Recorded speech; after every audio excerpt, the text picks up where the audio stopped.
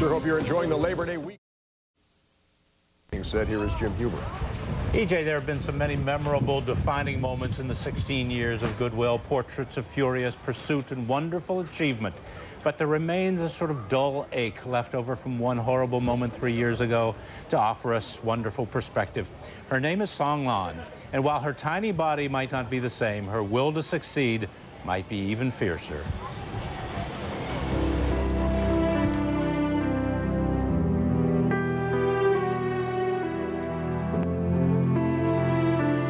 It is the one moment anyone who has ever watched a gymnast at work has silently, frantically feared the most. A slip, a stumble, a miss.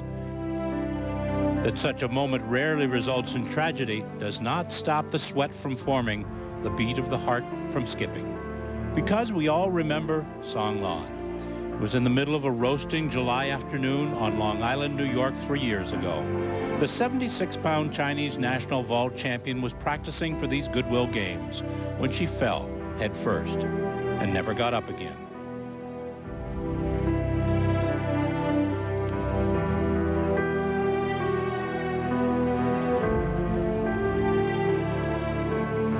Today at home in Beijing, Song Lan remembers as if it was yesterday. As I was lying on the floor, I could still see what was going on around me. I didn't realize how badly injured I was. The most difficult time for me was when I was first admitted to the hospital. I was in a lot of pain in the hospital where I had the operation. I was very worried. Her parents, who tried to dissuade Song Lan from gymnastics because they feared for her safety, were quickly flown to New York from China.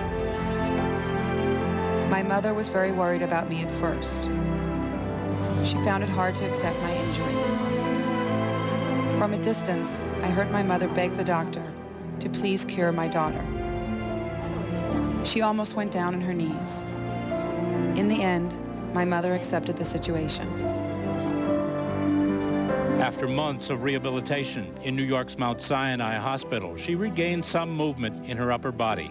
Enough, in fact, to push the button that would lower the ball in Times Square to ring in 1999. She soon returned to China with her parents to begin the rest of her life.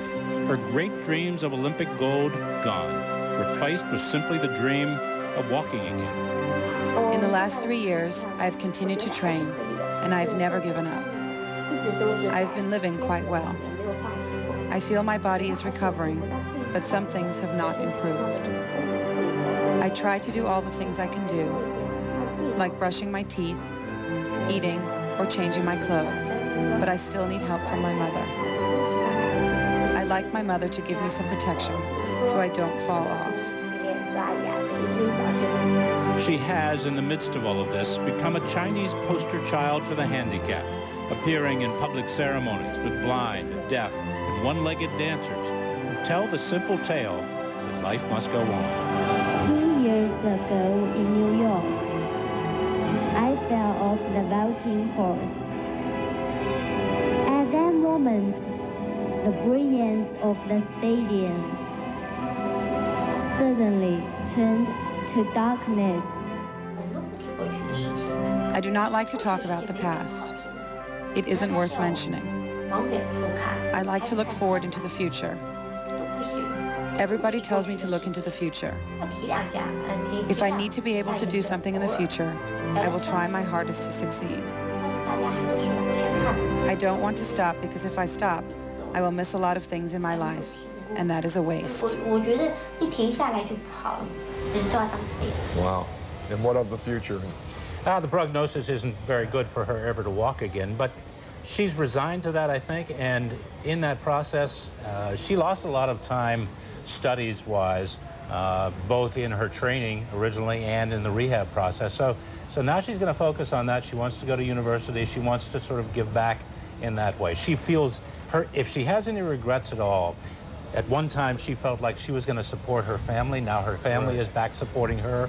She'd like to reverse that pattern one more time. But it seems like the focus and the will we see in so many athletes is still there, obviously, with her. You can't fight a heart. And it seems trite sometimes, and people say, well, our prayers are with you. But boy, in this case, it's so true. Say them if you got them. Jim, great job. Thanks. We'll be back.